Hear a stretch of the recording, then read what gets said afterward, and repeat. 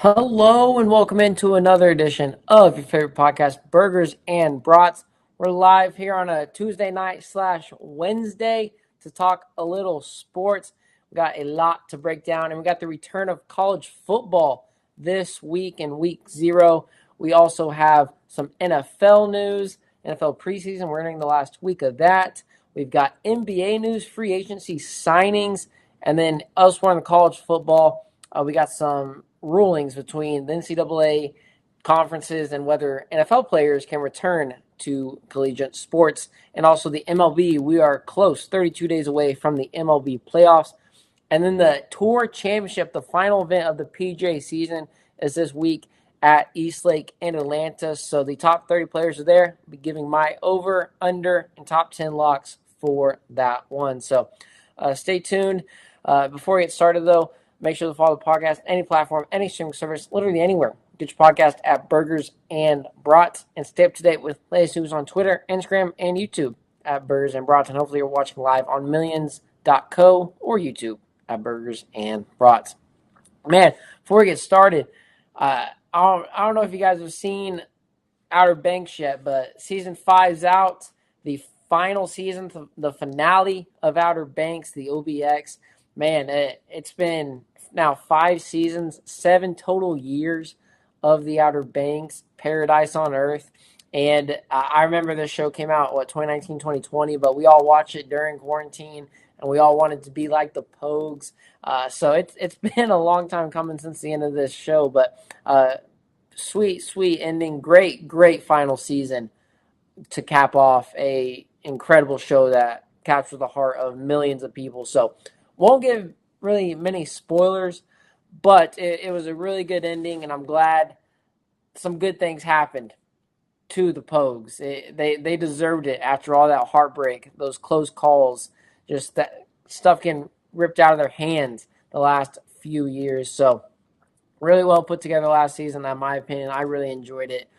10 episodes, and I liked it. I was on the edge of my seat the entire time. Very good last season. So let me know your thoughts on Outer Banks, but fitting ending. John B., Sarah Cameron, Rafe, Pope, Key, everybody. So really good. So Outer Banks, man, I got to start with there. That was really good. I don't want to give away too many, if any, spoilers. So go watch it. Let me know your thoughts. But season 5, very spectacular. So maybe we'll see them again down the line, but who knows? All right, that's the pop culture part. Let's start with the NCAA right now. So we've got a battle, not on the field, but in the courtroom between the conferences legally, that the court rulings ruled that fifth-year players from the 2022 season, 2023 season could come back and play even though they'd already been drafted or signed with the NFL, played on practice squads, that they could come back to college. And not just football, but basketball as well. And just today, the Big Ten and SEC and Notre Dame have all banned pro athletes from coming back to college. So if they'd already been drafted, signed with a team, been on the practice squad, they are not allowed to come back. And this is after DeQuarian Wright, who was on the Cleveland Browns roster, and Xavier Harris, who was on the New Orleans Saints roster, left and came back to play college ball for LSU. Yeah, of course, it's a Lane Kiffin team after they were on the Ole Miss team last season. So they came back for a 5th year to play college ball in Baton Rouge. And today, SEC and Big Ten came out and said it is a violation. It will result in a head coach suspension of 50% of the season. It will also happen. And also will happen is a hefty fine on the institution.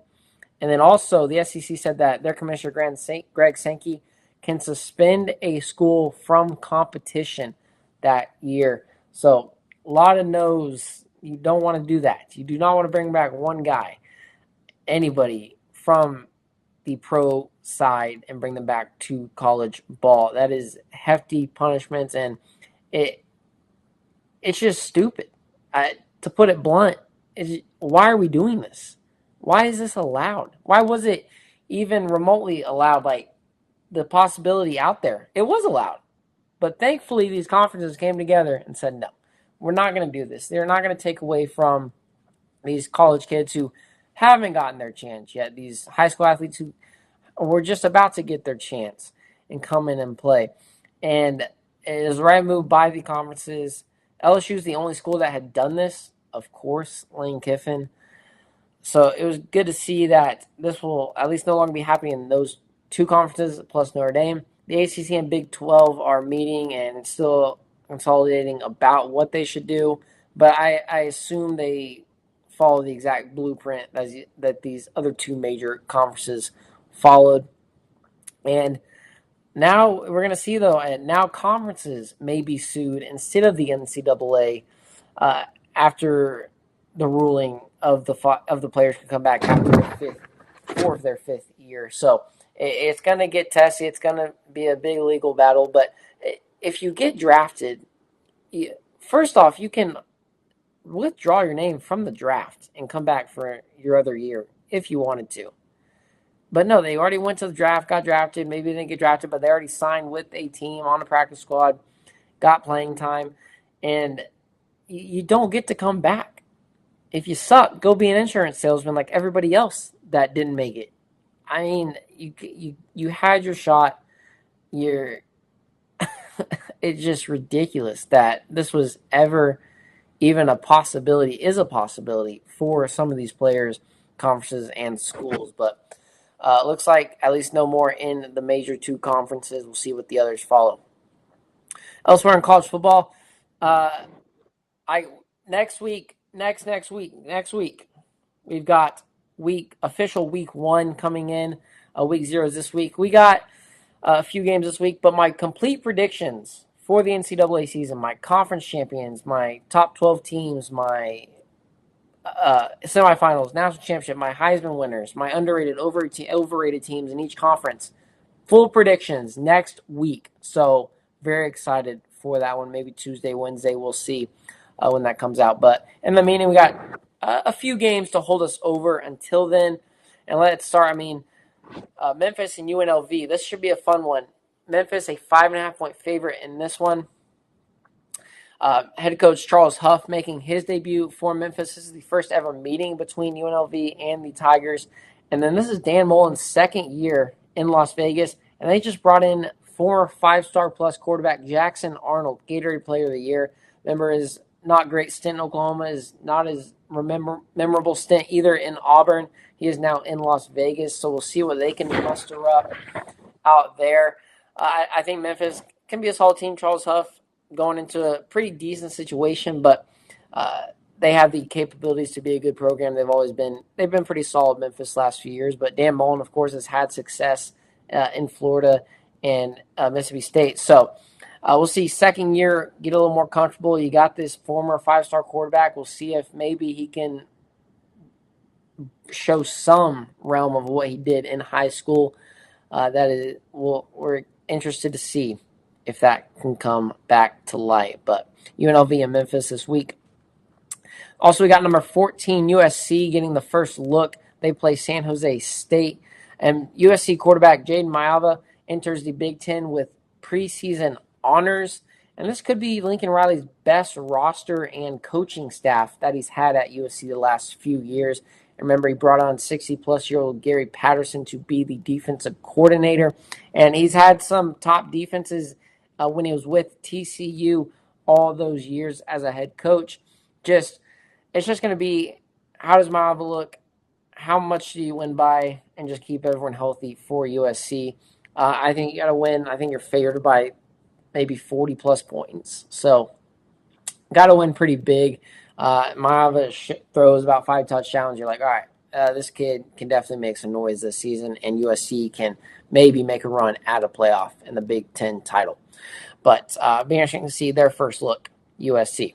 And then, the game we're all interested for, North Carolina versus TCU, kicking it off in Dublin.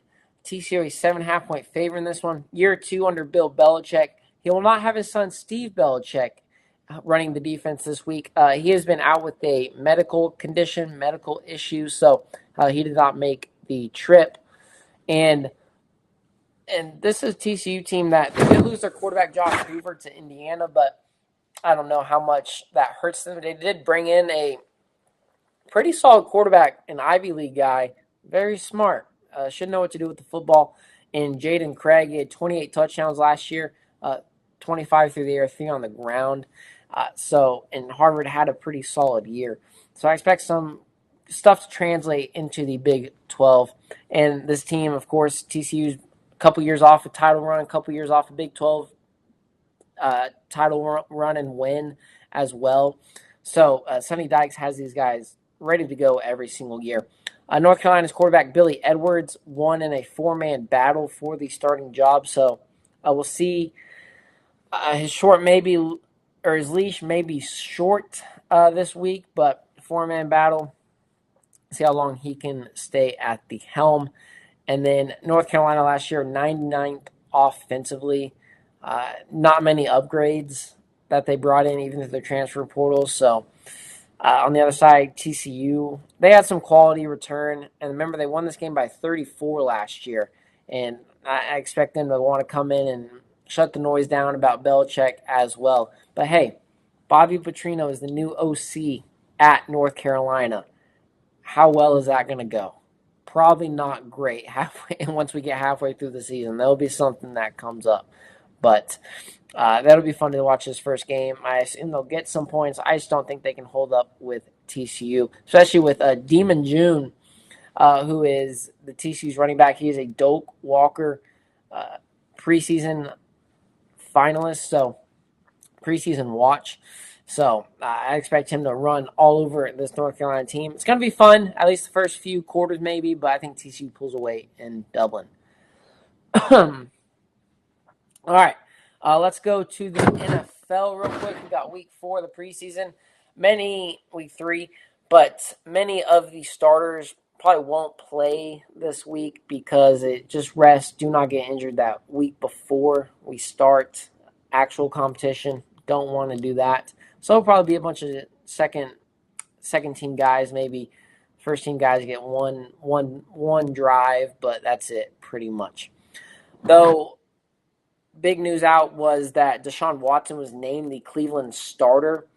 And wow, I mean, earlier this week he was booed in their preseason game, going 5 of 12, 36 yards, and having an interception. Not great. I mean, Shedeur Sanders wasn't much better, if at all, in his preseason start. And it was his first game, Deshaun Watson's first game in front of Cleveland since he tore his Achilles in week 7 of 2024. So he came out and said the fans don't treat him right. It's always negative within whether the media or in person. He later walked back those comments a few days later, but still, Watson is hearing it, and it is in his head with the boos from the Cleveland faithful. And I don't blame him. I mean, you overpaid for this guy a lot, hundreds of millions of a lot, and it is not that good. It was good with Houston, but he's not anymore. And I wouldn't want him to start anyways. Even if it is the right move, it's not the right move to start Deshaun Watson. You have to go with the younger guy, Shedeur Sanders, get him some playing time. I mean, it's why you drafted him, and you thought he had some potential. And Deshaun Watson, man, he shouldn't be in the league. This guy should not be in the league, so he should not be a starting quarterback for a team in the NFL. And that I would boo mercilessly, and I am with Cleveland fans on that. And Deshaun Watson, you should feel. I'm glad you feel it when you step on that field, and your play is probably going to be horrible because you're like, I can't make a mistake. I'm going to get booed, and it is just not going to go well for Cleveland. Todd Monken, new head coach, just wrong call, even if it is the right one. So that was news there. And then Atlanta head coach Kevin Stefanski came out and said that Michael Penix Jr. has been cleared for 11-on-11 drills after he tore his ACL last week. And I would just get Michael Penix over Tua, man. Get Penix back in there because you do not want Tua leading your team. And then in the NBA, we had some free agent signings. Klay Thompson joins Miami. That's right. He is joining the Miami Heat on a 2-year, $13 million deal. Now, the on-the-court value no longer matches the name of Klay Thompson.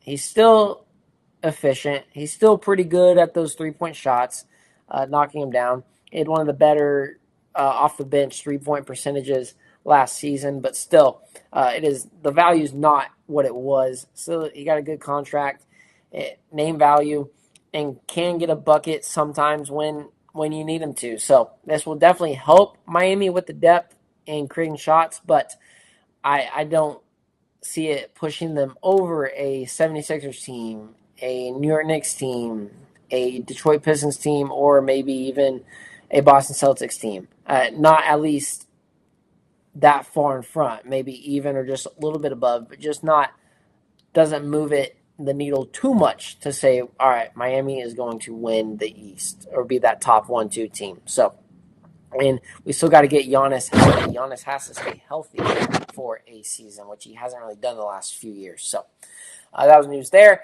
Elsewhere in the West, DeMar DeRozan joins the Denver Nuggets on a 1-year, $3.9 million deal.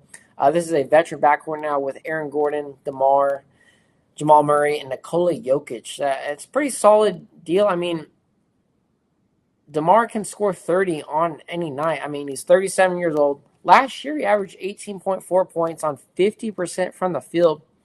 And before last year, he averaged 20 points per game in his last 12 seasons. And he's appeared in at least 70 games in the last 5 years. So very durable, very reliable. And this is what this Denver team needs because they have been injury prone the last few seasons. And someone who is a bucket like this is definitely going to help because Jokic needs some help out there, especially when it comes to not getting injured, his teammates getting injured. So that's that in the NBA.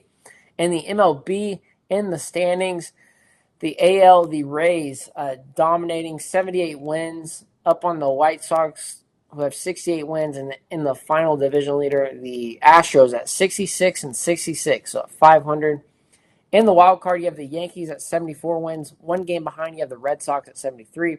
And then in that final wild card spot, you have the Guardians at 66. Rangers are also at 66 wins. So it looks like an AL team, AL division winner, a top 3 team, is going to possibly have a losing record, at least a 500 record getting into the playoffs. Man. And then elsewhere, just outside looking in, we've got a wild race. I mean, Twins at 5.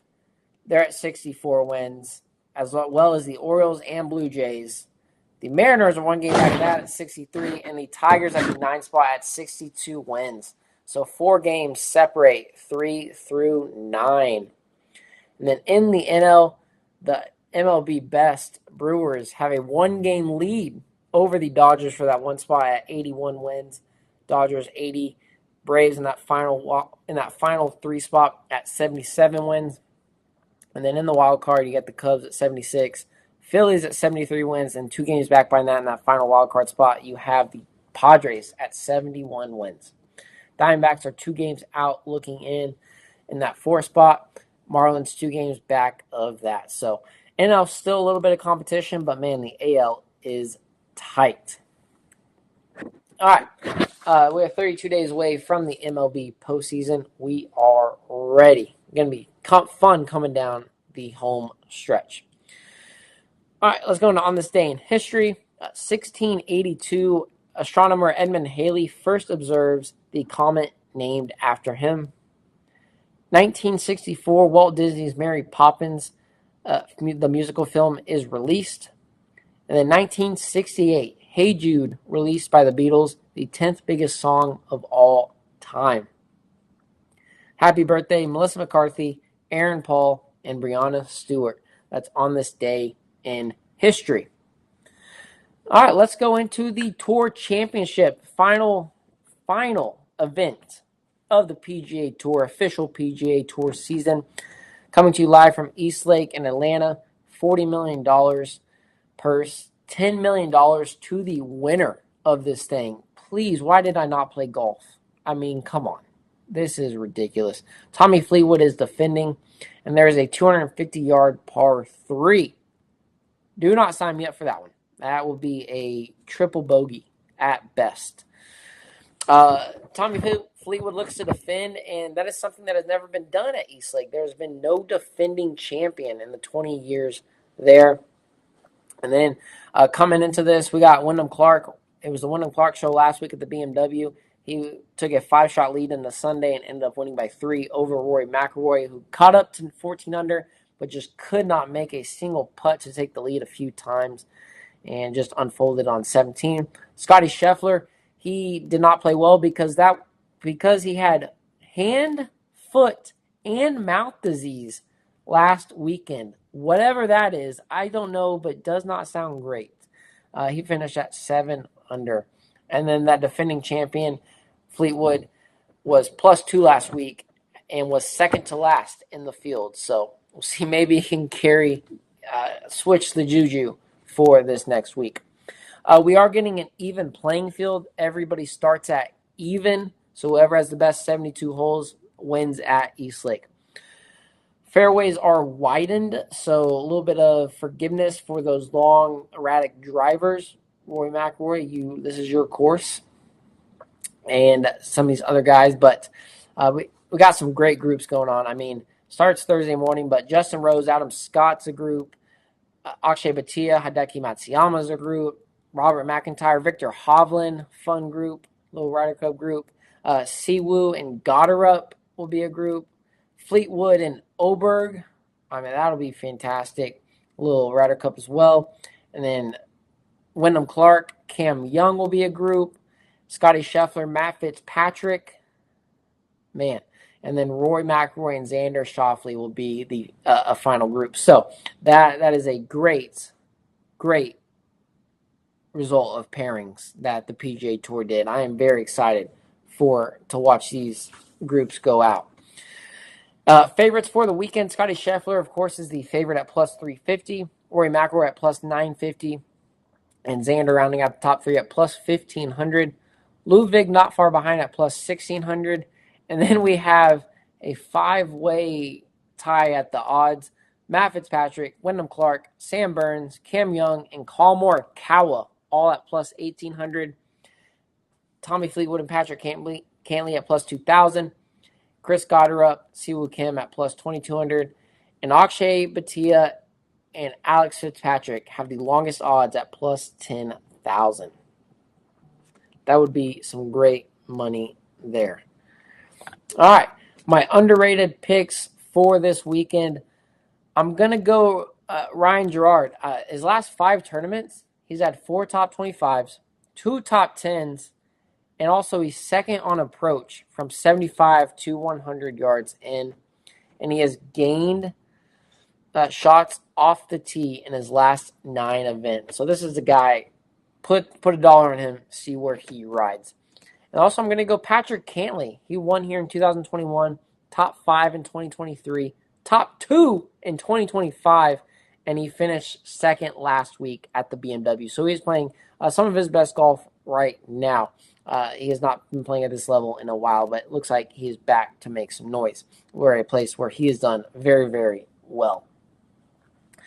Another guy I'm going to say underrated, going to play Hideki Matsuyama. Top 4 in 2018, but that's basically it. He does not do well at Eastlake. So why are you riding him? This guy's been balling out. I mean, he has been doing nothing but playing golf.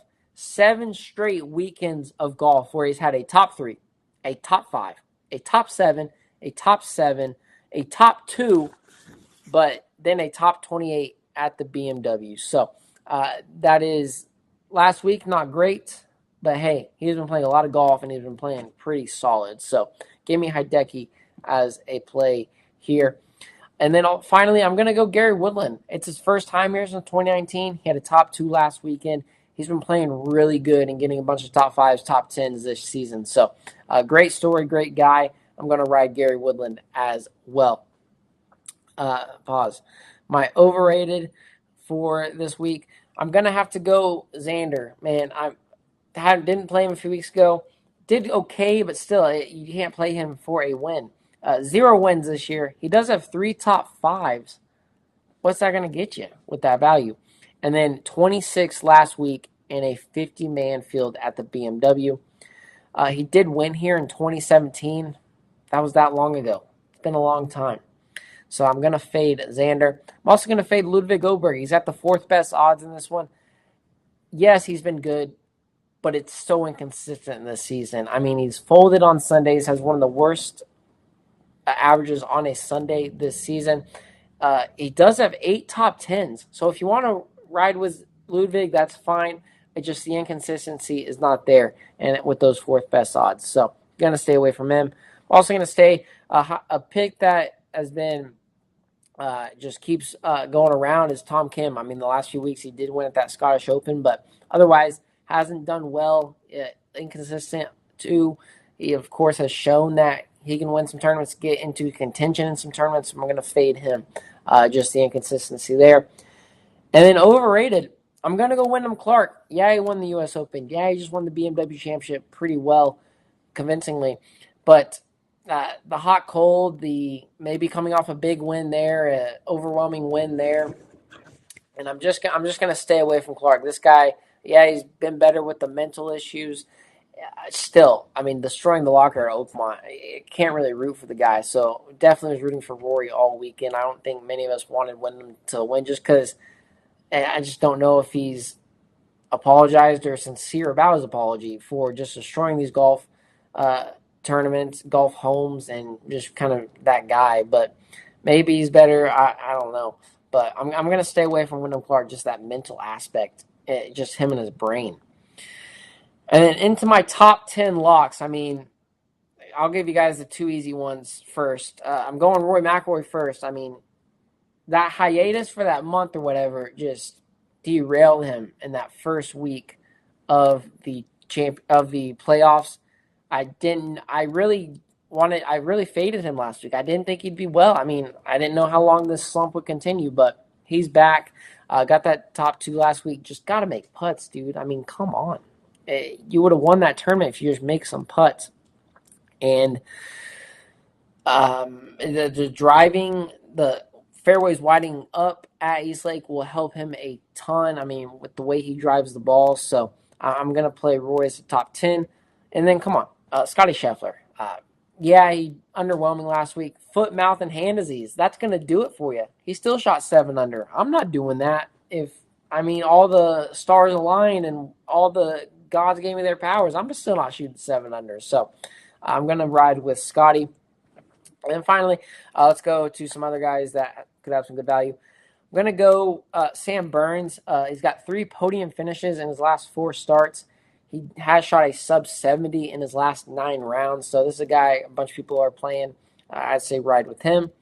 And then also Collin Morikawa, top 4 last week, top 5, and he's top 5 in the field the last 36 rounds in strokes gained, ball striking, and approach.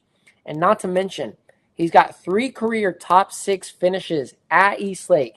He's got a win on the season earlier in the year. He's been in contention a lot, and this is his tournament, so I'm riding with Collin Morikawa.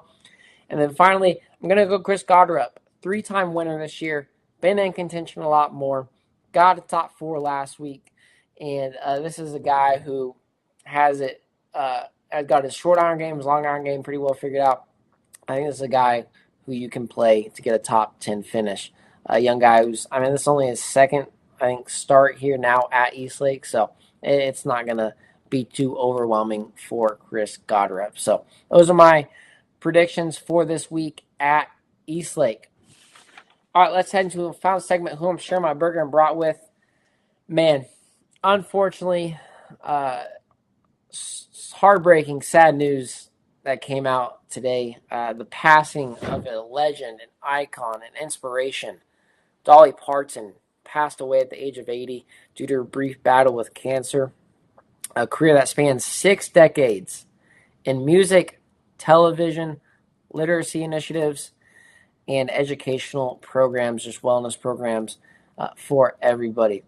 The Dolly Parton Imagination Library, which she started 3 decades ago, mailed out free books to children around the world, and it mailed more than 300 million books to numerous countries, to these kids. Her career, incredible. 11 Grammys, 100 million records sold, one of the greatest songwriters of all time. And then she's got Dollywood, The Amusement, and Animal Sanctuary out in Tennessee. Absolutely phenomenal, fantastic, great, inspirational person. Any adjective you want to use to describe Dolly Parton that is in a positive light, she was. So it sucks. It stinks. It's heartbreaking, sad that we lost an absolute legend in Dolly Parton this week with her brief battle with cancer. So share my burning brought to her family and just all supporters of Dolly Parton. She made the world a much, much, much better place when she was in it. So her legacy will definitely live on in everybody and the music, television industries, and all those educational programs as well. So share my burning brought with the absolute legend Dolly Parton, who just passed away. Hi, everyone. Thank you all for listening. Make sure to follow the podcast, any platform, any streaming service, literally anywhere. Get your podcast at Burgers and Brats, and stay up to date with latest news on Twitter, Instagram, and YouTube at Burgers and Brats. Hopefully, just watch live on Millions.co or YouTube. Video will be up on Spotify as well. Let me know your predictions for the PGA Tour Championship at Eastlake, your NFL reactions, college football reactions as we're entering week 0. Let me know it all. All right, everyone. Thank you all for listening. Take care. Stay safe.